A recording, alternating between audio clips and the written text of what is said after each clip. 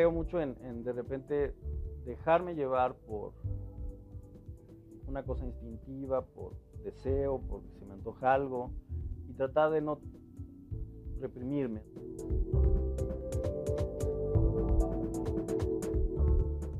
Y sí se necesita un poquito de concentración, entrenamiento y disciplina para estar atento a esa combinación entre experiencia e idea, y de ahí empiezan a surgir proyectos.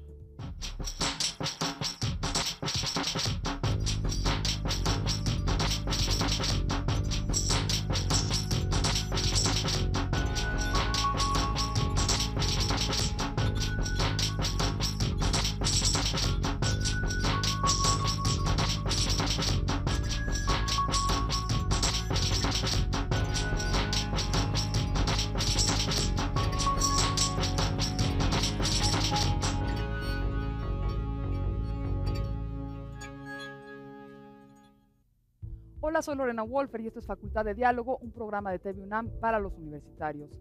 Estamos hoy en el auditorio de la ENAP, la Escuela Nacional de Artes Plásticas, y vamos a conversar con Gabriel Orozco. Gabriel Orozco nació en Jalapa, Veracruz, en 1962. Estudió aquí en la ENAP y completó su formación académica en el Círculo de Bellas Artes en Madrid, España. En 1992 se trasladó a Nueva York, donde al poco tiempo fue reconocido como uno de los artistas fundamentales de la generación emergente. En la década de los 90 realizó obras que tuvieron especial repercusión en el mundo del arte. Gabriel Orozco es hoy considerado uno de los artistas más influyentes en el mundo y el principal punto de referencia en el nuevo acontecer del arte contemporáneo mexicano. Vive entre México, Nueva York y París.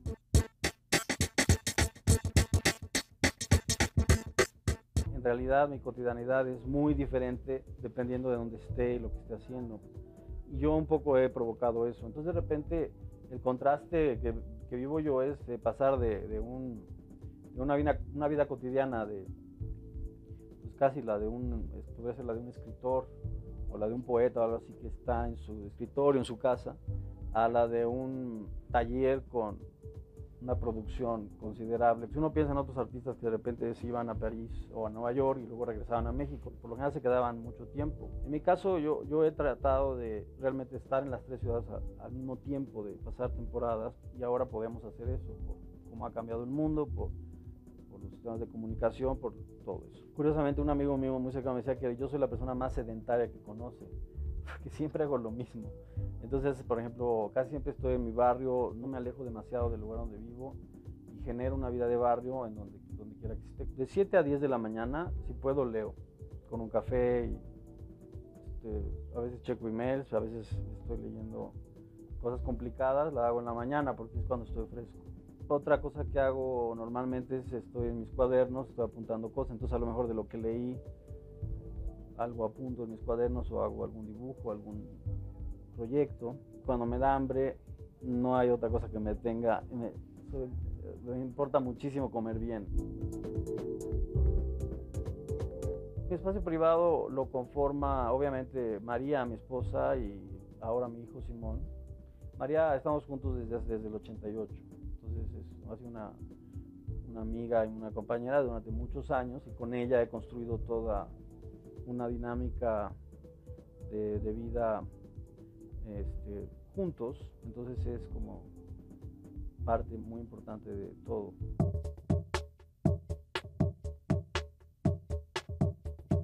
Bienvenido, Gabriel, nos encanta que nos acompañes en Facultad de Diálogo. Bienvenidos a ustedes en el auditorio de la ENAP y evidentemente muchísimas gracias a quienes nos observan por TV UNAM. Gabriel, ¿cuál es el primer recuerdo que tienes? ¿Cuál es la imagen, alguna imagen que tengas grabada en la memoria del pasado, de tu infancia? La verdad mis recuerdos de infancia empiezan cuando nos mudamos a Cuernavaca. Yo nací en Jalapa en el 62 y a los 3, 4 años nos mudamos a Cuernavaca, cuando mi padre estaba ayudándole a Siqueiros en los murales de Casino de la Selva y de el Castillo Chapultepec. Entonces, no sé, yo creo que el cambio de Jalapa a Cuernavaca, y además vivíamos en un bungalow en el Casino de la Selva, en lo que era el hotel grandísimo, y uno de los bungalitos era nuestra casa. Estuvimos ahí 1 año y medio, 2, no me acuerdo la verdad, pero sí recuerdo cosas como, por ejemplo, los hormigueros peligrosísimos que había en el jardín, de repente estar parado y ver las hormigas subiéndome y picándome tremendo, fue así como un shock de infancia. El coche de mi papá, que era un Renault 8 azul, con el que se movía para todos lados. Yo siempre me han gustado los coches, yo creo, entonces por eso me acuerdo de eso. Em, Me acuerdo una alberca muy grande en la casa de Siqueiros y tenía, pues ahí había 2 o 3 niños con los que yo nadaba y luego me acuerdo una vez que había un hombre con el brazo enyesado y a la hora de saludarlo sacó el brazo así y yo me asusté. Entonces me acuerdo haber visto, no sé, de eso tengo muy grabado también. De esos son más o menos, creo que por ahí empiezan mis recuerdos de infancia, tendría yo 4 o 5 años. ¿Tu adolescencia cómo la recuerdas? Bien, bien, no estuve tan Genial. mal. Me acuerdo mucho, pues yo era un joven comunista, entonces no hacía drogas y tomaba embajadas, tomé la embajada de Guatemala una vez, entre varios. No sirvió de nada porque me acuerdo que había matado a unos campesinos, entonces entre varios nos organizamos, llegamos en 3 coches y nos metimos, 2 afuera, 6 adentro, pedimos hablar con el embajador, dijeron que sí, subimos a las oficinas, llegamos así todos, y el embajador, ¿qué se les ofrece? No, pues entregarle esto. Entregamos un desplegado, mientras otros hacíamos unos grafitis afuera, y nos fuimos hechos la raya, y eso más o menos hacía en la adolescencia.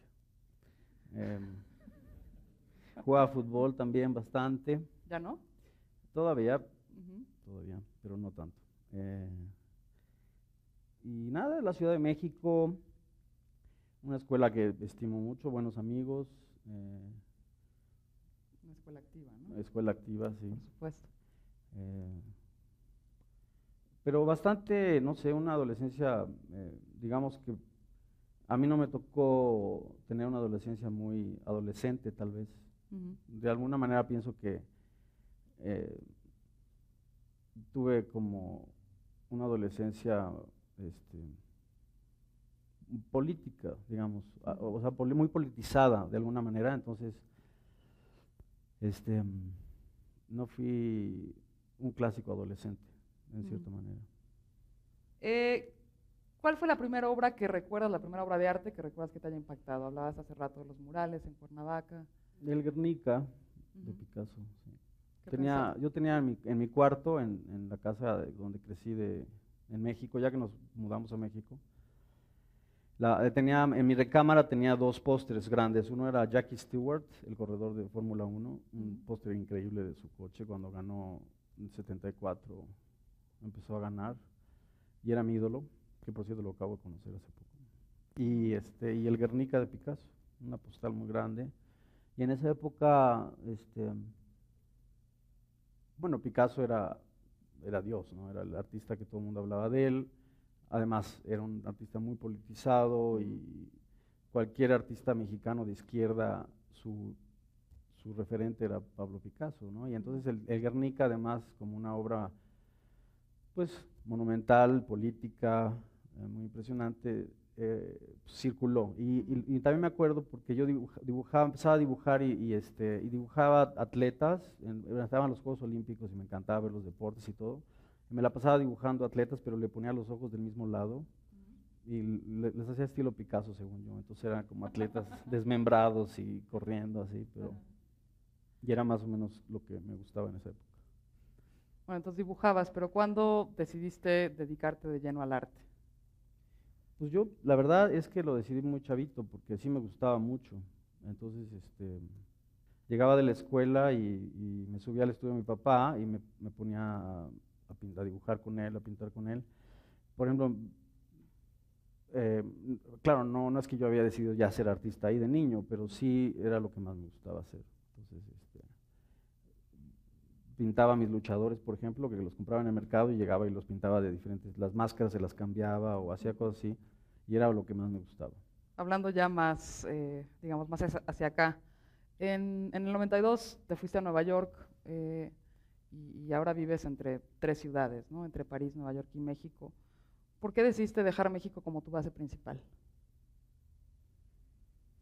La verdad es que la primera vez que me fui de México, que fue acabando aquí la ENAP, me di cuenta que un viaje era una gran revolución en uno mismo, ¿no? Hacer un viaje, cambiar de país y irte a vivir a otro lugar, fue muy fuerte para mí hacerlo justo acabando la universidad y cuando me fui a Madrid en el 86.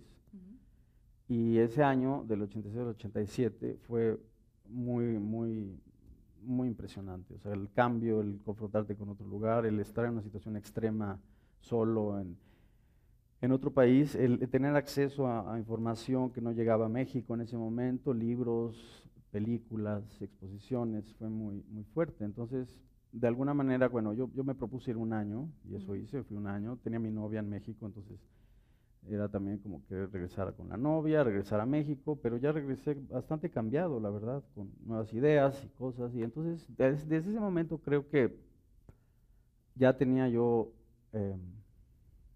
la experiencia de que un viaje de esos cambia muchísimo. Entonces cambié de novia, conocí a María, que es muy viajadora, y de repente se le ocurrió que había que ir a Brasil, entonces yo digo, pues órale, yo también voy, entonces la seguí a Brasil, estuvimos ahí 6 meses, de 3 a 6 meses, y a partir de eso, ya la idea de viajar y estar saliendo queda muy ahí, y ya ir a Nueva York realmente fue, que en realidad fue en el 91 cuando empezamos a planear irnos para allá, ya en el 92, la verdad no sé ahora que lo pienso, porque exactamente, sí creo que en México me sentí un poquito, ahí hice lo que pude, digamos, o sea, hice un taller, traté de crecer con gente a mi alrededor, hacer nuevas cosas, organicé un par de exposiciones, dejé cosas que yo de teoría debería de estar haciendo como artista y cambié haciendo otras cosas y sentí que México tal vez no iba a poder actuar con la libertad que yo necesitaba para moverme para cambiar las cosas a mi alrededor.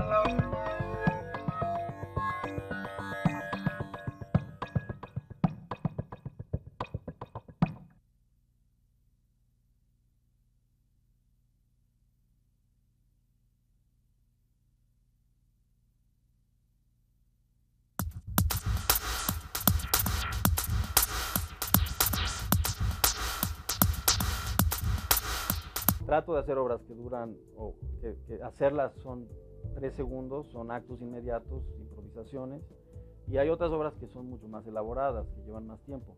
Y lo que me gusta es pensar que cualquiera de las dos puede ser igual de fuerte, de significativa, de importante. Tomar la primera decisión es dejarte llevar por ese deseo, por esa curiosidad y estar en una situación de una experiencia.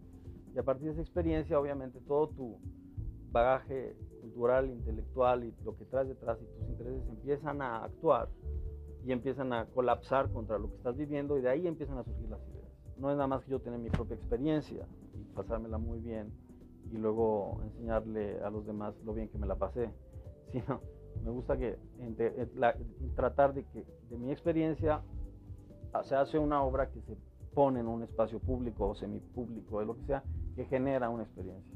Yo tengo un problema de que cuando me aburro me pongo de muy mal humor y soy medio pesadito. Entonces, si yo mismo en el proceso me estoy aburriendo, soy capaz de cortarlo y pasar a otra cosa. O sea, no, creo que sí, la idea de que siga habiendo una intriga, un suspenso, una emoción en el proceso de trabajo, quiere decir más o menos que uno va por buen camino. Desde finales de los 80 me planteé y traté de abandonar el estudio y la idea de estudio, porque sentí que la idea de estudio implicaba un sistema de producción del objeto artístico predeterminado y eso influía mucho en el resultado final. Entonces, al no tener estudio, está bastante abierta la posibilidad de trabajo y a la hora de que sale una idea, normalmente en mi cuaderno estoy pensando o hay una situación específica en un museo o en una biblioteca o en la calle, en ese momento surge una idea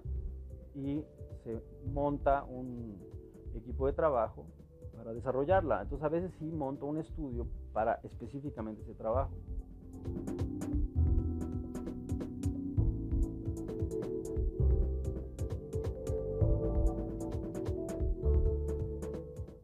Trato de no estar hablando de lo que estoy haciendo mucho porque me da un poco de vergüenza. La gente tiene muchas cosas en que pensar y yo ahí de repente. Entonces hay mucho que me quedo callado, no digo nada y lo estoy haciendo. Pero sí, con María, por ejemplo, sí es muy lista, la verdad. Entonces, con ella sí checo cosas con ella y me importa mucho su opinión.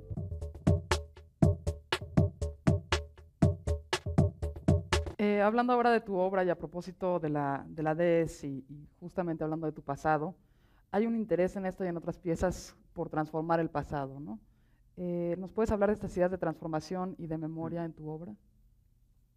Hay una frase de Borges que no recuerdo exacta, pero es algo así como dice, no estoy seguro de poder transformar el futuro, pero sí estoy seguro de que puedo transformar el pasado. Y es una manera de decir que nuestras acciones presentes, en las cuales podemos tener cierta certeza y podemos decidir hacer algo, esas acciones pueden tener una repercusión en lo que es nuestro pasado. El pasado no es algo absoluto, no es una roca, no es algo inmóvil. El pasado cambia también conforme nosotros lo leemos, ¿no?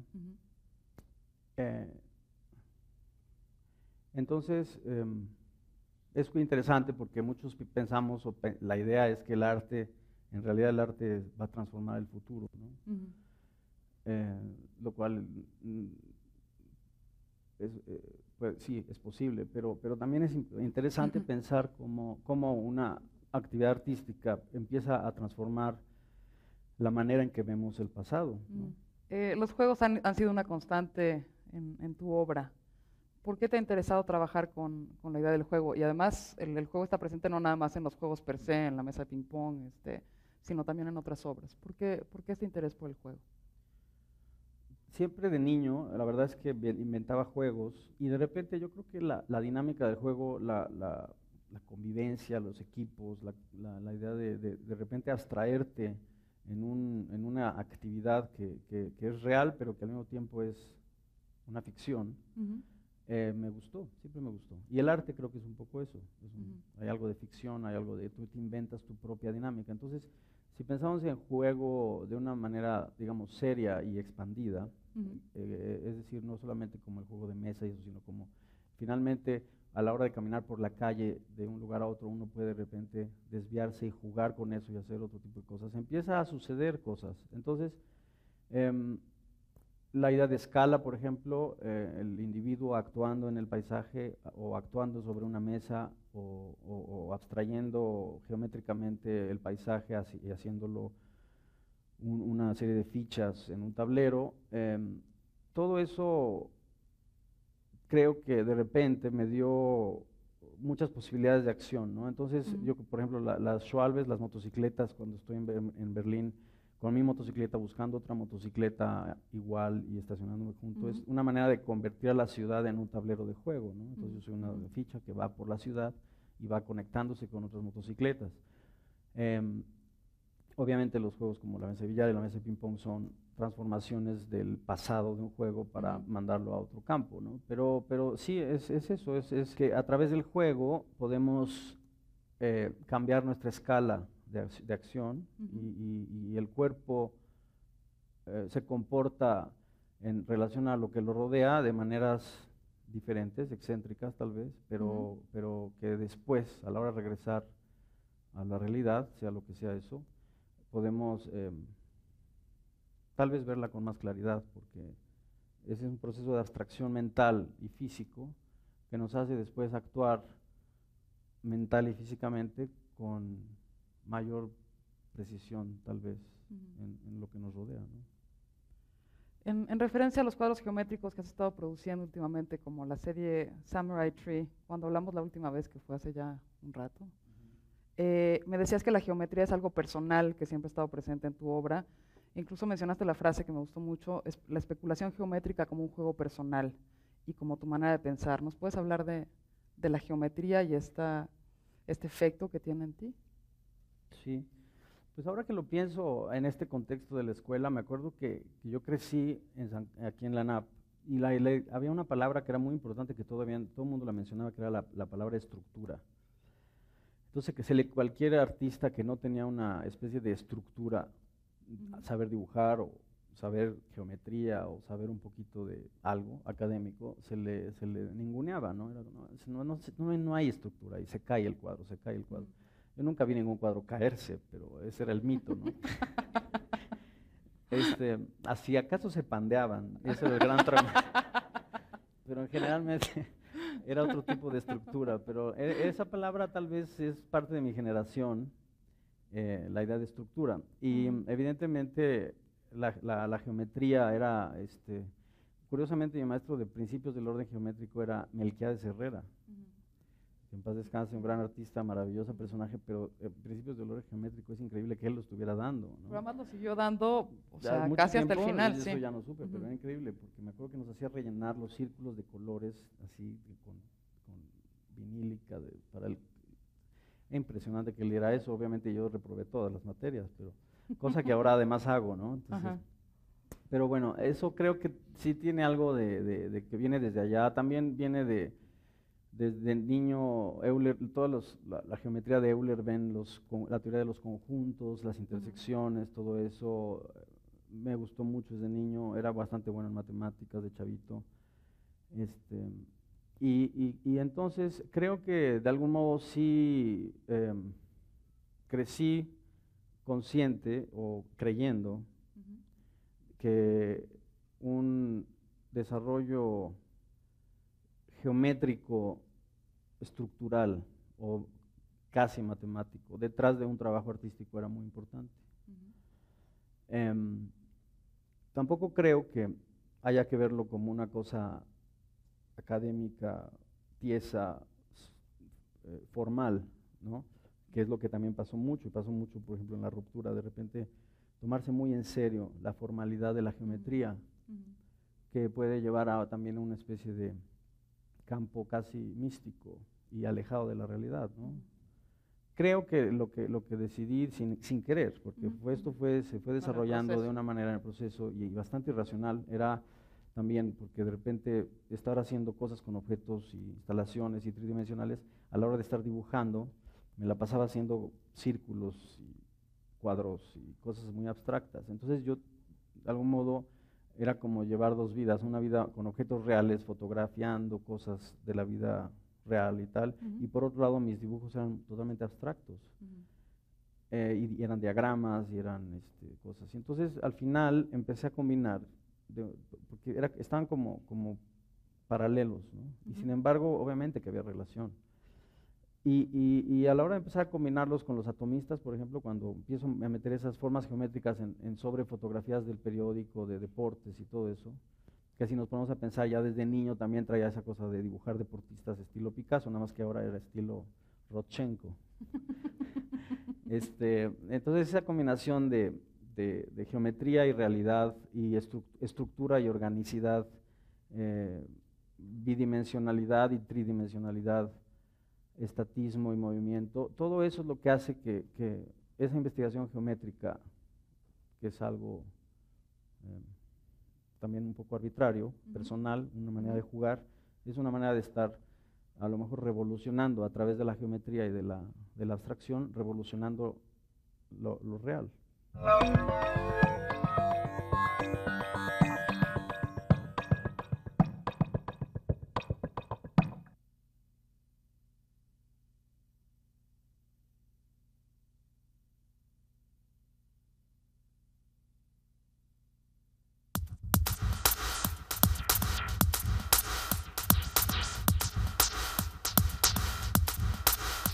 Todo esto son los primeros apuntes antes de hacer la DS. Il a fait beaucoup de photos dans les rues aussi de voitures et il a vu que la voiture était quelque chose de très présent et de très Yo desde niño, bueno, siempre me han gustado mucho los coches, ¿no?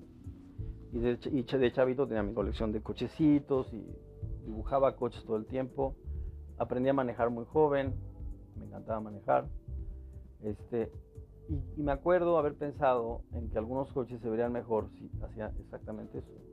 Si los cortaba en dos y los reducía, entonces parecían más coches de carreras. De repente cualquier coche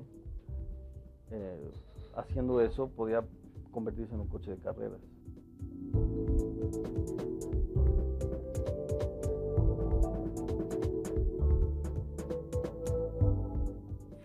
Conseguimos un coche que me acuerdo que costó $400 el coche, en las afueras de París, abandonado, pero estaba abandonado, ya no servía, estaba fuera de circulación, porque además no me atrevía a cortar un coche que sí funcionara, me parecía una aberración. Entonces traté de conseguir un coche que ya estuviera fuera de circulación y de algún modo revivirlo, ¿no?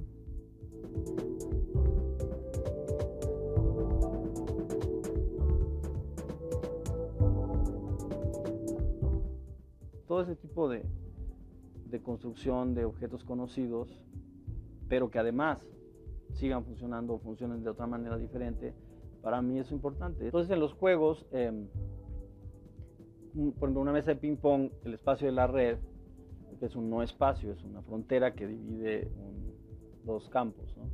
Pero a la hora de cortar esa línea en dos, generas un espacio, y es un espacio nuevo donde puedes dejarlo vacío o puedes hacer algo.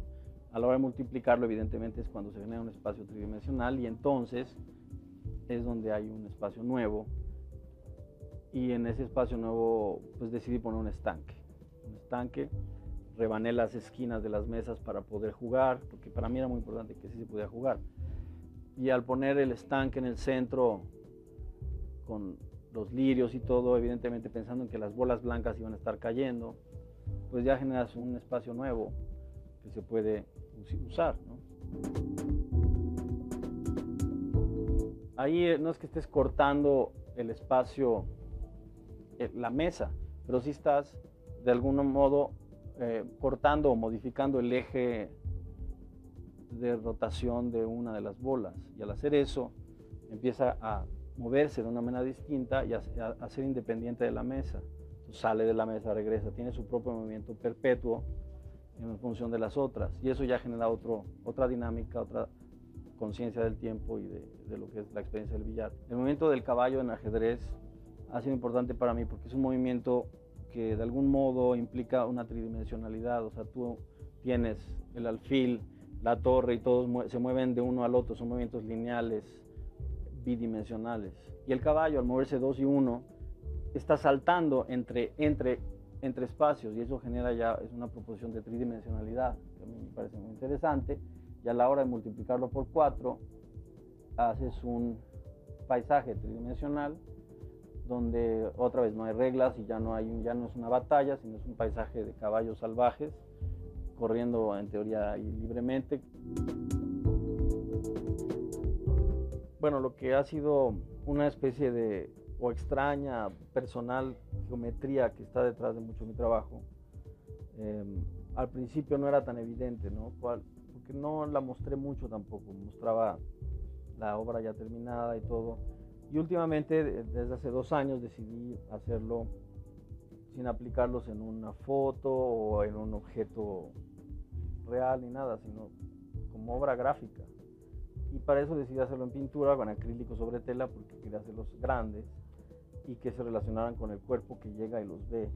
Creo que hay mucha concentración, hay mucha intelectualidad en eso, de mi manera de pensar y manera de actuar, pero cuando uno lo ve, también lo ve como si vieras una corbata, ¿no? O sea, no sé.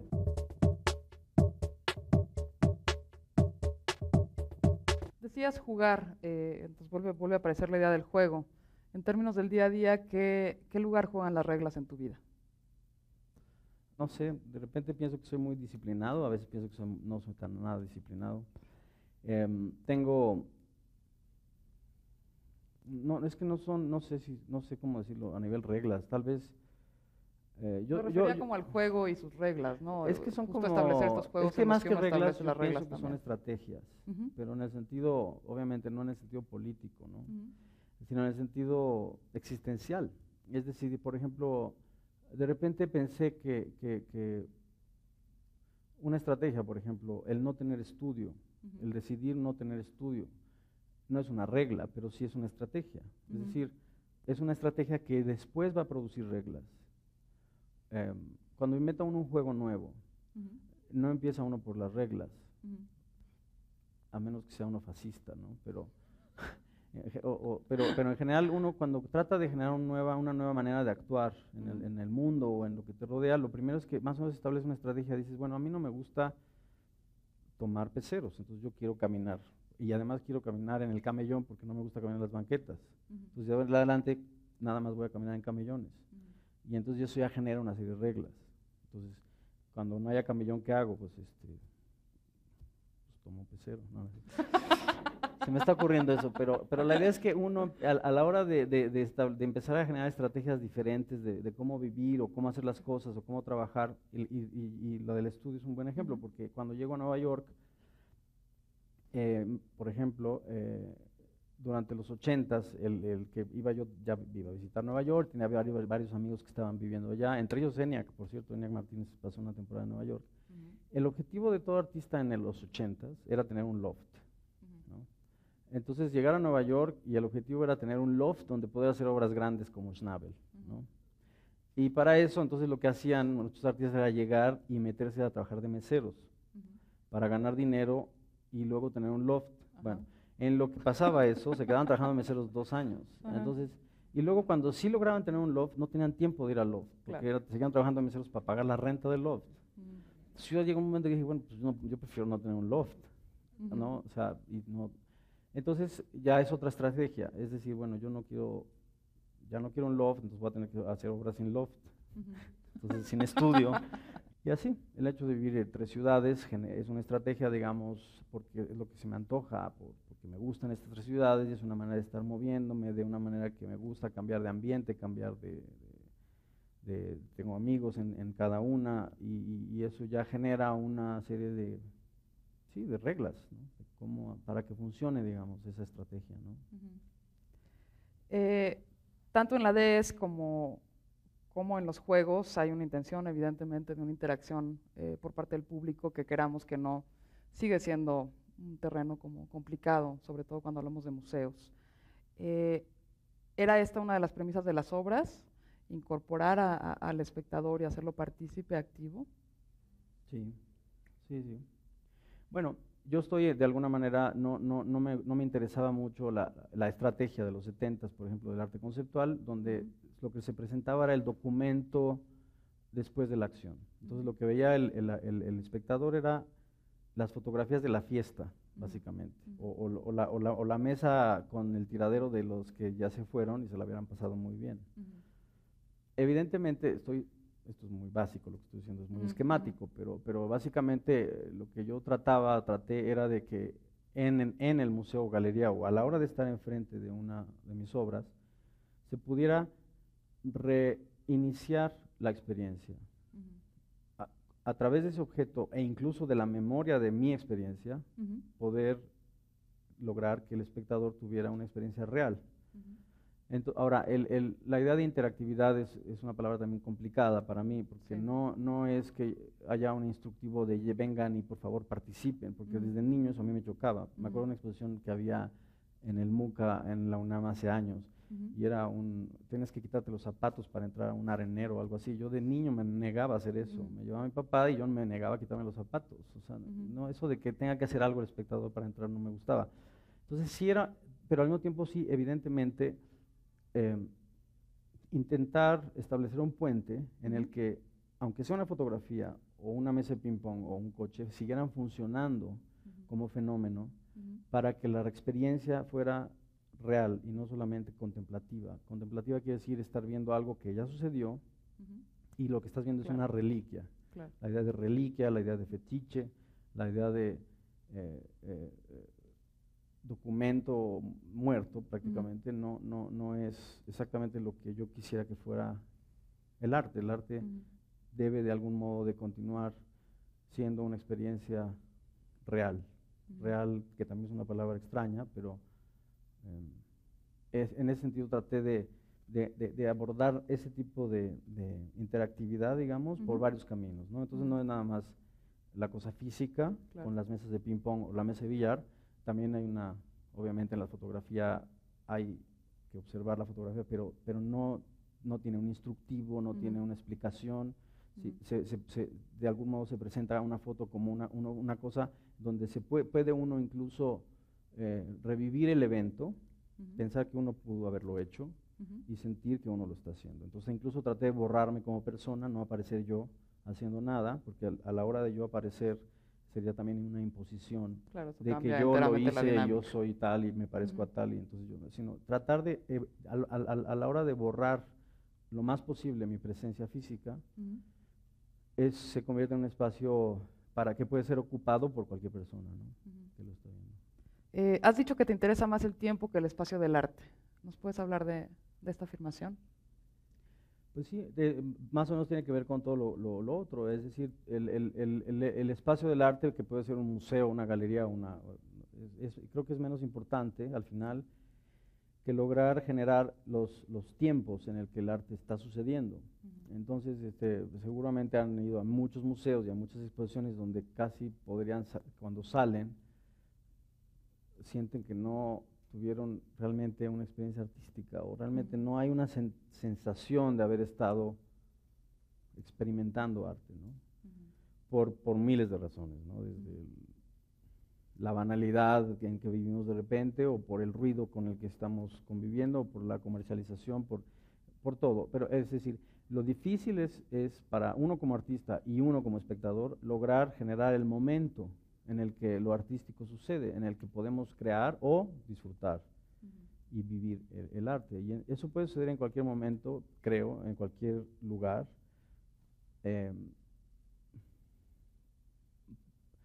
A lo mejor Borges diría que más bien la palabra no sería artístico, sino poético, es decir, experimentar lo poético, lo que es un momento de iluminación, ¿no? Y si el arte pretende generar ese momento y uno como artista busca ese momento para crear, está hablando de momentos, ¿no? Y entonces eso puede suceder en cualquier espacio, básicamente, aunque hay espacios profesionales que en teoría debería de suceder, pero hemos comprobado que aunque haya proliferación de museos, no quiere decir que haya proliferación de momentos artísticos o poéticos. Claro. Entonces, ¿cómo generar esos momentos? Es un acto individual, es una responsabilidad también que uno asume y que tanto el espectador como el artista tienen que lograr esos momentos de poéticos tal vez, y eso no creo que tenga que ver con el espacio del arte, ¿no? Si tuvieras que convertirte de la noche a la mañana en cualquier personaje de la historia del arte, ¿quién sería y por qué? Pues la verdad es que desde niño, lo verdad no sé si me gustaría convertirme en ninguna persona,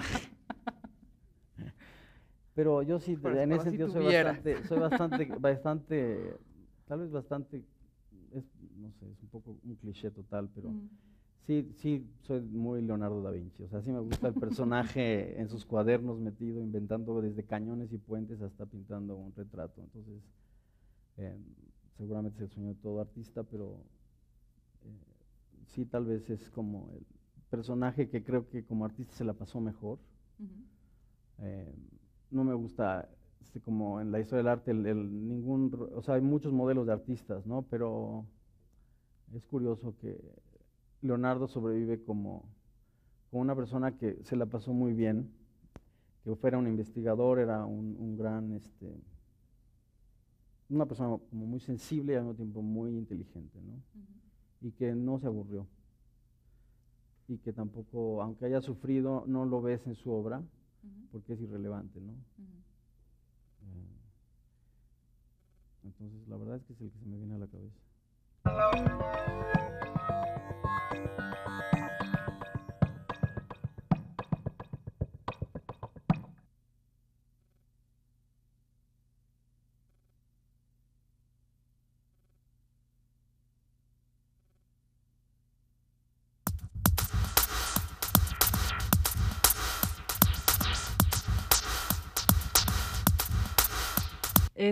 Habías mencionado que en tu adolescencia fuiste pues una persona comunista.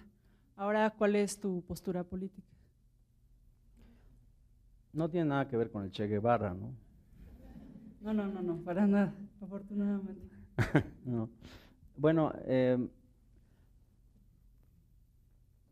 Bueno, creo que una cosa que sí no dejé de creer mucho es en los partidos comunistas, ¿no? Entonces, a nivel político, creo que sí soy una persona de izquierda, siempre lo he pensado de esa manera, pero sin embargo me doy cuenta que a la hora de actuar, no es fácil actuar pensando que uno es de izquierda o de derecha, sino que a la hora de actuar en el mundo, uno va improvisando bastante con lo que uno cree que puede hacer y con lo que en verdad está sucediendo. Hay cosas que intenté en mi trabajo hacer, por ejemplo, no depender del dinero para hacerlo, tratar de no generar, tal vez, por ejemplo, no poseer medios de producción en un principio, no ser dueño de una fábrica, de un estudio que se convierte en una fábrica. Tratar de que la economía en mi trabajo fuera una estrategia que desde el principio de producción generara una manera de actuar que no fuera producir capital, sino producir conocimiento, experiencia. Siempre he pensado que la modernidad y dentro de la modernidad el comunismo, el socialismo y ese tipo de ideas tenían que ver con una actitud de la civilización moderna que era bastante inocente de alguna manera y tenía algo de ilusión casi infantil. Entonces me refiero a la primera modernidad, cuando pensábamos que podíamos construir una sociedad casi en un modelo y aplicarlo y iba a funcionar todo perfecto, ¿no? Y estamos viviendo esa pérdida, ¿no? de infancia, de inocencia. Creo que ya pasamos la adolescencia y ahora la palabra comunista es como una palabra casi infantil de alguna manera para mí, pero me gusta. Entonces, ¿cómo aplicarla en modelos de acción en el mundo contemporáneo? Es algo que me intriga. Entonces no me atreveré a decir que soy comunista, pero sí soy comunista.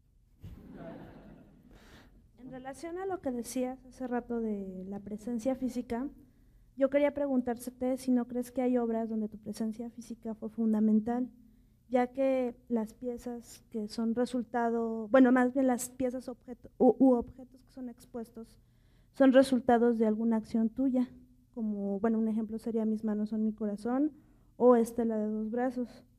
¿No fue importante para ti o tu intención no fue hacer alguna referencia a tu presencia física? Sí, pero no a mi presencia física como personalidad, digamos, como personaje, o sea, o con un nombre propio. Obviamente, para mí era un problema de cómo generar una experiencia física que después, al ser transportada a un medio para ser representada ante otra persona, esa otra persona pudiera reexperimentar esa experiencia en su fisicalidad y en su, como idea, intelectualidad.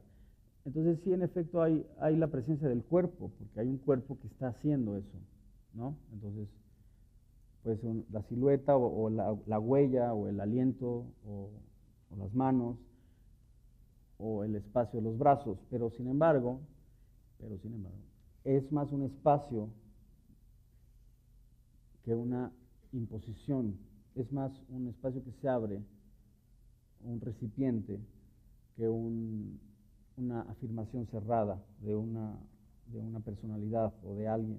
Entonces tratar de abrirlo para mí era importante, sin negar, evidentemente, que es un cuerpo el que está haciendo eso. Sí, evidentemente me interesa la escala, el cuerpo accionando en el mundo, en el paisaje urbano, en lo que nos rodea. Es decir, no se trataba de la impersonalidad del no cuerpo, que pasó mucho en la escultura de los 70s, con el minimalismo y con mucha escultura geométrica y pintura geométrica, donde ya no había una representatividad del cuerpo, ya se había perdido un poco la escala del cuerpo humano. Y eso sucede mucho en la escultura, especialmente en la escultura monumental, en las calles, la escala del cuerpo humano se pierde. Y entonces generas objetos que son como imposiciones visuales, físicas, como dinosaurios en medio de los camellones.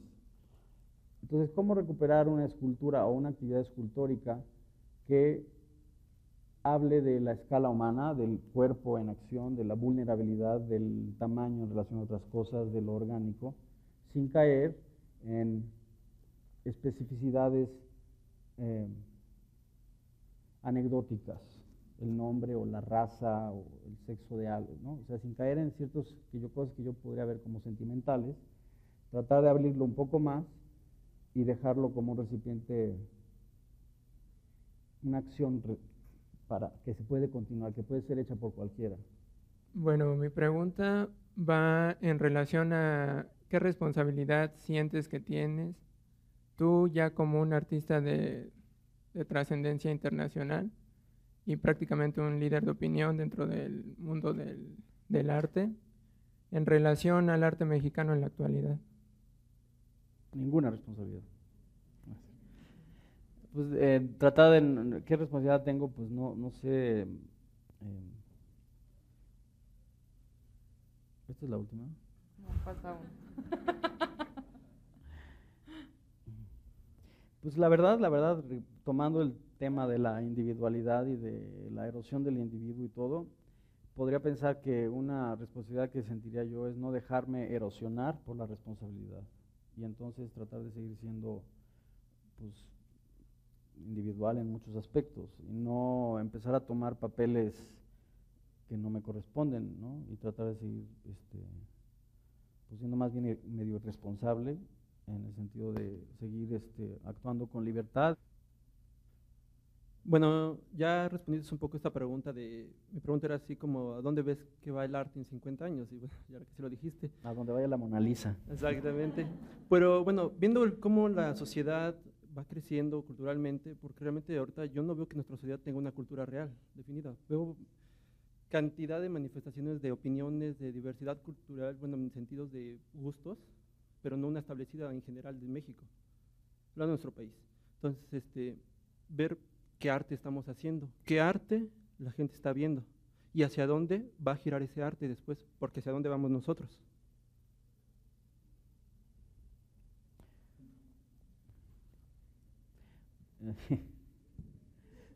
La última, ¿verdad? La última.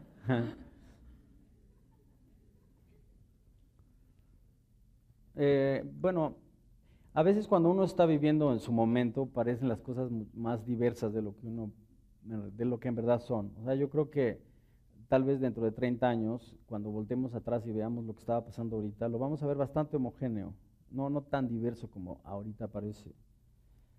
Porque finalmente uno vive las limitaciones de su tiempo y hay, aunque por más que esté creciendo todo y hay una diversidad mayor, que sí la hay, también con el tiempo va a crecer más y dentro de 30 años van a decir, no hombre, en los 2000 todo el mundo hacía lo mismo. Y había una manera de actuar, ¿no?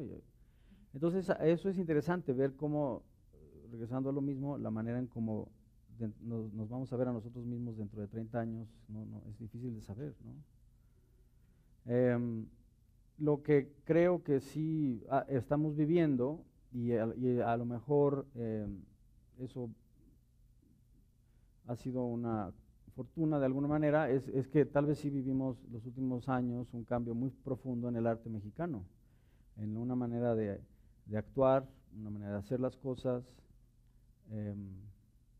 que ha generado muchas discusiones, muchas inquietudes y precisamente una gran variedad, ahorita aparece como una gran variedad de maneras de actuar como artista, porque en los últimos 20 años se ha ido gestando una transformación muy profunda de cómo es un artista en México, que antes había aparentemente una manera en cómo debería de ser un artista.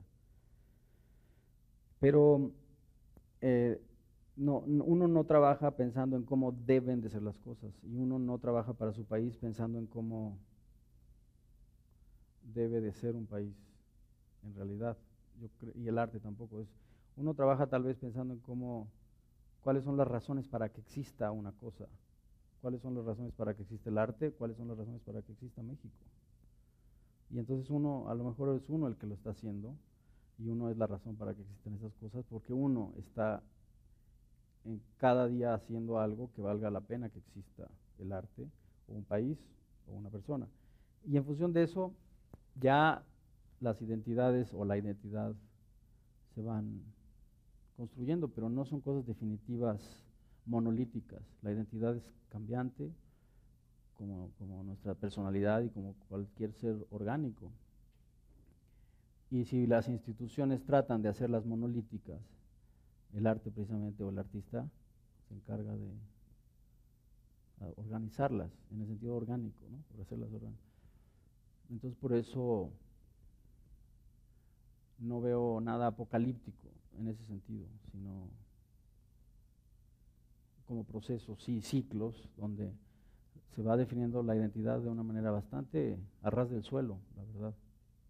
Yo no soy nada platónico, entonces no veo el arte como una cosa platónica absoluta ni nada, sino bastante como una práctica, ¿no? Bueno, Gabriel, muchísimas gracias por haber estado aquí. Me encantó Lorena. Conversar contigo. Gracias a ti, Lorena. Gracias. Muchísimas gracias a ustedes que nos acompañaron en la ENAP y evidentemente muchísimas gracias a quienes nos ven por TV UNAM. Hasta luego.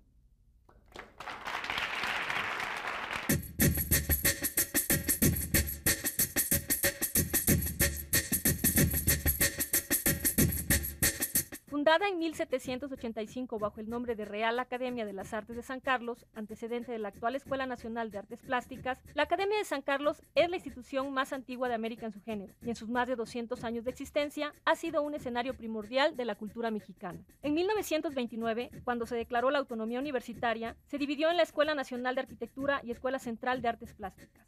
Desde 1933 se le conoce con el nombre que la rige hasta hoy, y en 1953 Arquitectura fue trasladada a su actual recinto en Ciudad Universitaria. En 1979 la ENAP se mudó a sus nuevas instalaciones en Xochimilco. Actualmente se imparten ahí las licenciaturas en Artes Visuales, Diseño y Comunicación Visual, y el plantel Academia de San Carlos está abocado al posgrado. Desde su fundación, esta institución ha sido semillero de artistas mexicanos que han alcanzado fama internacional, como José Clemente Orozco, Diego Rivera, Rufino Tamayo y Manuel Felgueres, por mencionar tan solo algunos.